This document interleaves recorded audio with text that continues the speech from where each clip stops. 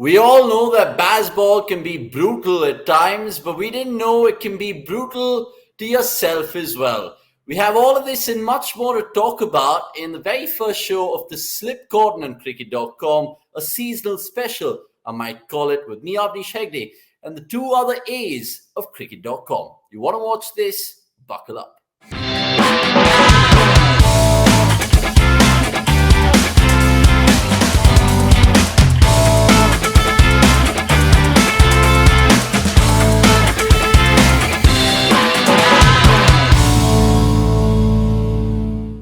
Oh my God. Oh my God, boys, what have we seen? Edgbaston 2005 nearly repeating itself, but no, Pat Cummins, retribution for him. And we'll get straight to it because, of course, Akash will have his say, but Anirudh nearly lost his voice celebrating in the TV and, of course, was doing the live blog, bunch of other things. It was test match orgasm, boys, for me as a neutral fans. Anirudh, talk to me, man. You must be over the moon. Whew. I mean, nobody knows how stressful it is to do the live log and then follow a match like this. Like typing in caps, everything in caps. It was like such a hectic test match, and I think it was Stuart Broad who spoke about this yesterday, that it is far more easier to be on the field than watch it as a fan, because as a fan you don't have control over it, and you're like, and I was just like keeping my hands like this for like the last 60 minutes, just like doing this and the superstition, obviously. And yeah, it's just, I still can't believe that Australia won this match, because I was convinced after Alex Carey got out that this would be another so far, yeah, so close yet so far kind of a test match. But look, I think Cummins is already an Australian legend, an all-time great without his captaincy, without his batting. Now he's won the World Test Championship as captain, and now he's won arguably the most significant Ashes Test since Edgbaston in 2005 as both captain and a batter. So goes right into the history books. He's right up there as like the top tier guy right now in Australian history. Like, man, I mean, it's just unbelievable. What a test match! It's crazy. What a test match. I can already picture the tabloids world over, retribution for Cummins, Lion King, because of course Nathan Lyon played a huge part. Not to forget UK, Usman Khawaja in the United Kingdom. There's so many fascinating subplots. Akash, your thoughts about this game, because many people are trying to jinx the game, funnily enough, in office, but you stood strong, and yet again, Australia and your team winning. What is it with you in the summer? And Barca, CSK, now Australia, man. It's ridiculous. Yeah, it feels nice to be winning something after a long time.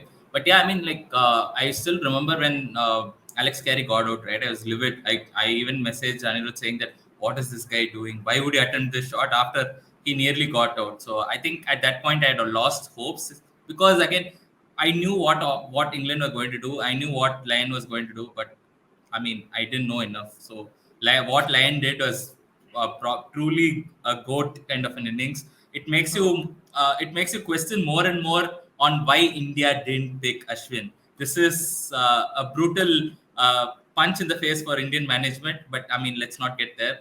More importantly, I think I've never seen Cummins this pumped up.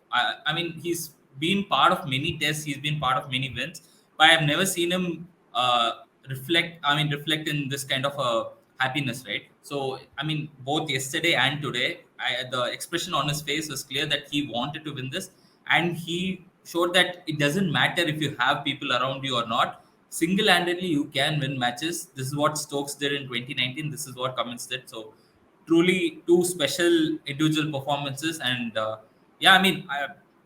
we should credit Usman Khawaja, but again, in the heat of the moment, I think what Pat Cummins did was truly special.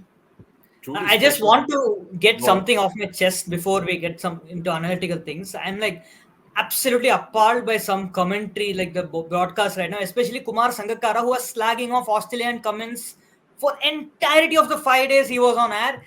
You listen to Sangakkara and KP and you would be thinking that England were like 500 for 2 and then Australia were clueless. Well, the match was at best 55-45 in favor of England at any point in the game. It never went beyond 55-45, but the way Sangakkara and KP and at times others were talking, you were like, oh, look at Stokes is proactive captain. Oh, look at Cummins, he's just a negative, beep. I don't want to say it out because I'm pumped up, but they were like slagging off Cummins and Australia non-stop, and they were like, oh, this is too negative. This is why they'll never win. Look at Stokes, blah, blah, blah, blah, blah, blah, blah. And after all this, for Australia to win, it's a great vindication that Australia stuck to their strengths. They did not. This is the proper definition of shut out the outside noise. Don't give a rat's ass about what others are saying. Just stick to your strengths. Do what you feel is right. Even Khwaja, the kind of stick Khwaja was getting, man, that is like unbelievable. The guy has scored more than 200 runs in the test. And people are like, oh, look at him, he's lazy. And then they were like, Khwaja is putting pressure on Carey. I'm like, come on, man. You need 90 runs in 38 overs. Why do you want Khwaja to take it on? And Australia won the match eventually with like 7-8 overs to spare, if I'm not wrong. So it is like, I mean, if nothing, I'm just so happy that the Sky, I won't say Athers and Nazar, but Kumar Sangakkara for sure. I'm just happy that he just got, owned for his words. And now, of course, Ollie Robinson, because he said Australia have three number 11s Three and number 11s. it's a Yeah. weak spot. We are targeting it. And Boland scored 20 and Lyon and Cummins put on a 50-run stand. It's like so freaking funny. It's like so freaking funny. Look, I agree with you, man. Look, sometimes eventually the home cricketing boards, the big three, invariably they'll employ their commentators and they'll make them say certain things. But I agree with you, Anirudh. Watching it as an Australian fan, they were being slanderous, not at times, but mostly in this test match. I also wonder season 3 of the Amazon test, because surely that's going to come out. The WTC, the Ashes win. We saw the guy with the road camera and all of that on. But look, there's plenty to talk about. It's coming out, actually. I'm guessing it should come might, out. yeah. Surely should come out, Not sure. 100%. But that leads us nicely to the verdict, which is the first segment in the slip, Cordon. And this is where I asked the boys pretty much 4 or 5 burning topics. We're going with 4 today. And to sum it up in 1 minute, so let's go in this segment.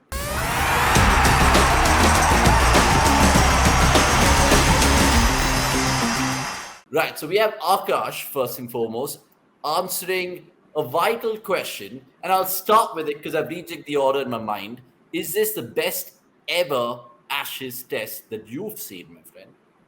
I think, yeah. I mean, since I have been born, I mean, 2005 was there, but I don't think I've seen it that closely. But I think this is probably one of the best. I still remember the 2019 one where I was in UK and I could only hear people screaming and applauding, and I was dejected as hell. So I think this is probably one of the best test matches. It's not about being an Australian fan, but from being a neutral, from a neutral perspective as well, right? Because this game was so interesting on probably the flattest pitch I've seen in a long time. And for both the teams to put so much effort and so much emotion on the board, on the line, and to give us this kind of an entertainment, I think truly both teams won this match for me. I mean, Australia of course won it, but I'm saying both teams are genuine winners with the way they conducted themselves. And I want those words, I want those exchanges, because what is cricket if it's not for those? I mean, I don't want Virat Kohli hugging people and saying that, oh yeah, we are all IPL mates and all of that. I don't want that. I want people to actually go at each other. Whatever Robinson did, he got it back. So this is probably the best. And time's up. Time's up. But look, 1 minute in terms of giving your best Ashes classic, and I agree with those thoughts. Let's ask the most plaguing question to the Aussie fan then, and it comes from Twitter. I'm guessing a lot of news sources from her mind particularly. Did the declaration, Anirudh, cost England on day 1? The time starts now. Look, I don't think the declaration actually cost England outrightly, because sure, I mean, in hindsight, yes, probably they could have added 30 more runs. But if you look at the first innings of Australia, England had so many opportunities to bowl Australia out cheaply. Barstow missed a couple of catches. He missed a stumping of Green on his second ball. And there were other catches. And even in this innings, right, England had their chances. I think Stokes put down line, even though it was a very tough chance. More than a declaration, I would look at the way England batted in both the innings, where I felt that, especially in the first innings, I felt they scored probably 70-80 runs less than what they should have. I mean, again, this might bring us back to the declaration, but I feel that At no point was it 170 for 5 wicket on day one when they were starting off. So that I think they've left a lot of runs out there. Same in the second innings, but they were at control when Root and Brook were batting around 120 for 3, and the lead was around like 130, and they could have easily given Australia a target of 300, 315, 320. But again, they just threw wickets. Every time you felt England were in control, they gave the initiative back, and they just threw their wicket away. So I think that's where England lost the game. They didn't kill the game with both bat and ball, and they will look back and not. I think that's a slight inexperience, but this is a young team. I'm sure it will learn pretty soon. You went way over the 1 minute, but I'll give you the benefit of the doubt because it was a talking point of the test match indeed. And look, food for thought. Let us know in the comments below, guys, because lots of people are being really slanderous against baseball, but that's how it is sometimes. You've got to take that gamble, like Akash pointed out in the WhatsApp chat prior to this shoot. Akash, speaking of you, mate, I have a googly for you because we did see two of the great test batsmen face off this time. Steve Smith or Joe Root, who's better right now? Or generally? I mean, that's a tough question, but if I have to take it on current form right now, I would say Joe Root because, I mean, it's not recency bias per se, but I think the way Joe Root has. At one point, I genuinely thought that Joe Root can't go better than this. And then what he is doing right now is certainly like 100 times better than what he was. So that way, I don't think Smith kind of puts the pressure back on the opposition the way Root does. So I would tend to say that Root has become better. But in terms of soaking pressure, there's going to be nobody in this world like Smith, because Smith is genuinely special when it comes to soaking pressure. But when it comes to putting pressure back on the opponent, I think Root has kind of claimed it back with how he's performed the last year. I like the fact that you mentioned both sides of the coin and you were well within your time. So well done on, slow over rates from Akash's end at least. Finally, let's end this segment by asking you, looking ahead to that Lord's Test, which starts on the 28th, you guys can catch all the coverage on cricket.com, of course. Anirudh, that begs the question, any changes for the hosts, England? Surely they're going to be twisting rather than sticking, right? Not really. I mean, if one thing we've learned from this England team is that they are very reluctant to changes, and that's why Zach Crawley's still in the 11. I think they made a mistake. They should have dropped Crawley and played Folks in the first match itself. But now they can't drop Crawley because of the 70. If there's one forced change, I think Moeen is not fit enough to play the second test for sure. Then it depends on the deck. If the deck is, for example, like this or on the drier side, they can think of bringing someone like a Liam Dawson in, who gives batting and bowling both, and he's a defensive spinner like Leach. If not, if it's a very green wicket, then probably they can play another pacer. But that's it. I expect them to stick to the same 11 otherwise. I think many people agree with you, and you actually did well as well with the time. Let's move on to the second segment of the Slip Cordon with us, boys, right now. And it is a new one, which we're calling it Stat-Tat-Tat. Yeah, in Stat-Tat-Tat, don't blame me, blame the producer. We are, of course, going to have a stat battle between these two brilliant writers of cricket.com, Anirudh and Akash, both in separate corners and camps, I should say. Tell me about which funky stat pleased you the most. You give me one, Akash, and then let's see if Anirudh can better it. And then he gives me one, and then let's see the viewers agree who wins in this battle. Akash, off you go. Yeah, I'll start with a spinning one. I think Alex Carey has dismissed both Virat Kohli and Joe Root stumped in the same year, and this is the first time both of them in their Test career have been dismissed stumped. So that's my gentle starting stat.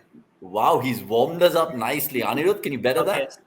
Yeah, definitely. Because if Akash is talking about spin, I'll also talk about spin. So yesterday, Warner faced Moeen Ali. That was the first time in 8 years in England he faced spin. First time in 8 years he faced spin in England, because in the 2019 Ashes he never got through the Pacers. So this was the first time since Ashes 2015 in England that he faced spin. You remember he did not face spin in the WTC final as well. So in 8 years, yesterday was the first instance in 8 years of Warner facing spin bowling in England. I'm gobsmacked. Honestly, 8 years is a long time, and we've seen all kinds of things happen in 8 years. I think the iPhone 9 was not even out, but David Warner, I mean, if you're a Warner fan, I don't know if you go past that. Akash, I mean, he's tickled my tummy with that one. can you please the viewers with another crazy stat? I mean, from David Warner to Usman Khwaja, I think the one interesting stat that I read over the last 2 days was that Usman Khwaja becomes the second Australian after Kim Hughes to bat all 5 days. And I wouldn't put it against, I mean, Usman Khwaja had batted very well on all the 5 days. So probably this is the first time I've seen somebody ace all 5 days without much rain and all of that. So, yeah, second Australian. That's a good one because look, I think there was one more doing the rounds with regards to that same one that Pujara batted all 5 days. But like Akash mentioned, Khwaja actually played really well across those 5 days and there was not much rain intervention. We'll give these boys another couple of rounds to really whet our appetite with the numbers and more data on cricket.com. Anirudh, off you go. What do you have for us? Yeah. So you want to fight fire with fire? Let's fight Khwaja with Khwaja. So here's my Khwaja stat. Nobody in Test history has been dismissed in the 140s more times than Khwaja. He's been dismissed in the 140s 5 times now. So, but it's a joint record. It's not an outright record. So look at the list he's a part of. It's Dravid, Tendulkar, Sangakkara, and Ponting, who have also been dismissed 5 times in the 140s. So Usman Khwaja joins this list. It's an unwanted list, I guess you can say, to be a part of, but still, if you can find yourself in the same list as Ponting, Tendulkar, and Dravid and Sangakkara, then why not? Imagine Khwaja with those four in a room. He can at least brag that he has a WTC medal and none of them actually do. But look, Akash, finally, it's 2-2. Both of you guys have really grappled me and the viewers, I must say. Can you really punch him and give him a knockout stat blow? Yeah, I mean, talking about punch, I have to talk about Joe Root, and this is a stat I don't think anyone would have expected this. I mean, this year, no. I mean, any year. Joe Root in 2023 has the most sixes across all teams in Test cricket.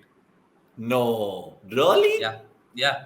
He has 13 sixes, and the second best is Kusal Mendes with 12. So, yeah, this is basically root ball. That is root ball. It's crazy that Akash has pulled that out, and I think he's just nicked it, unless Anirudh has something to really give it back to him.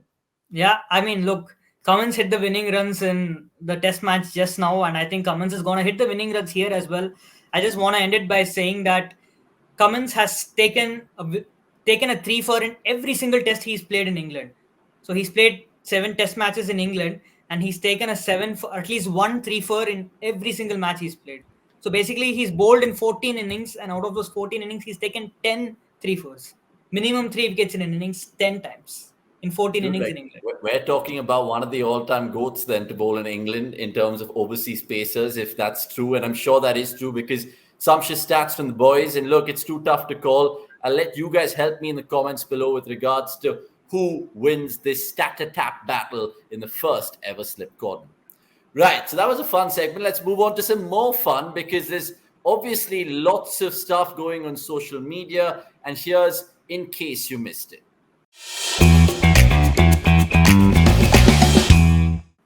Right, and in case you missed it, we just chuckle on some memes, laugh about some videos that we must have seen in social media, and of course, bring it to your attention as well. I'll start with, look, the Barmy Army and the Holly stand was absolutely brilliant. I honestly will put my hand up and say that English cricket, at least Test cricket, have the best supporters at home indeed. Not to diss Indian fans before you guys are, of course, being rude in the comments. Let's go with the first video then. And this is what happened, boys. Look at this.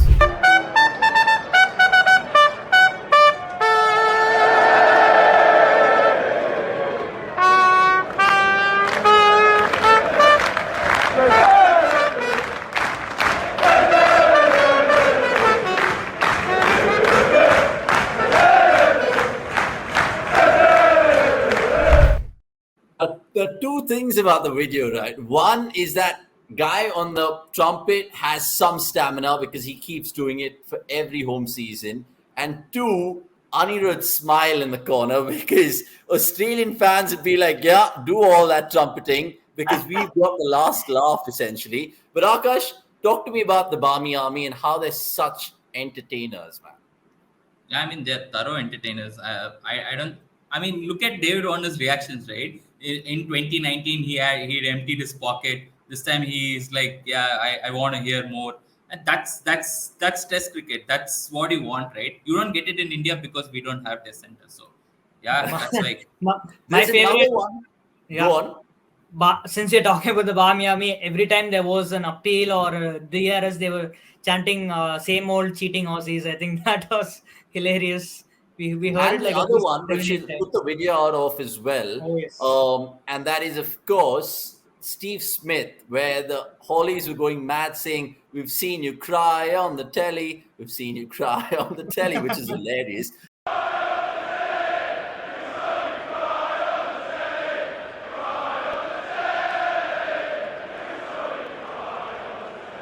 I just want to get your reactions in one more video and one more meme before we move along. Here's one more.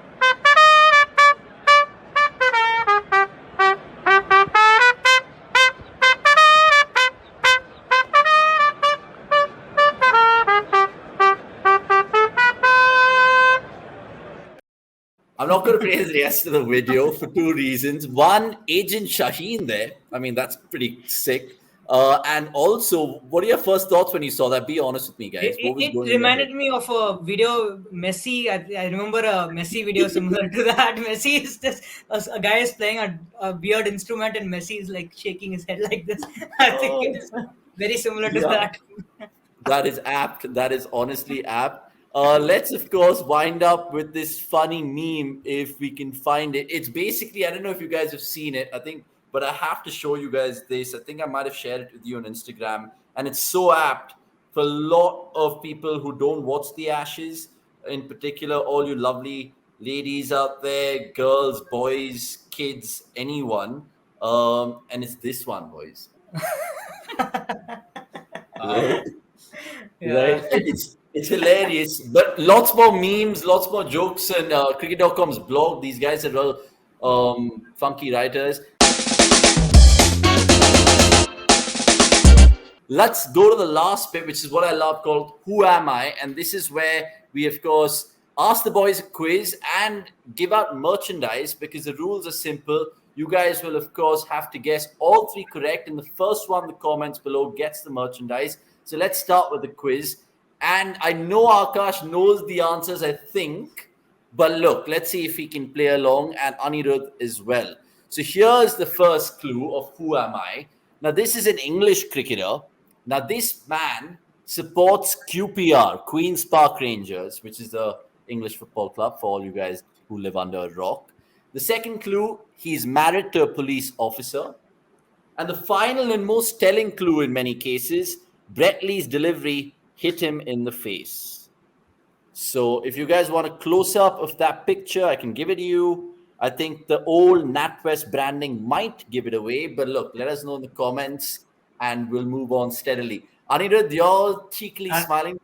Do you Yeah, know I him? think the tattoo kind of gave it away. I could see the tattoo, so but I leave it to the viewers to answer it. But Okay, yeah. fair. Akash, I mean, I think he was kind of lost at sea before he kind of connected the dots in office. So I'm not going to ask you about this. What about this, man? Because look, Australian cricketer here, just a heads up, and all these players are either English or Aussies. I'll give you another Oh clue. yes. He's an Aussie. And I think the third clue is a teller. But look, it makes for a little bit of fun, banter, shits and giggles, whatever you want to call it. Who am I? And there's merch to win. So let us know who this person is. And finally, boys, we've gone for another Aussie in the first ever slip Cordon. Who am I? And the clues are these. He's just hit 1-6 his entire test career. Now, this will actually puzzle Anirudh because it did puzzle Akash.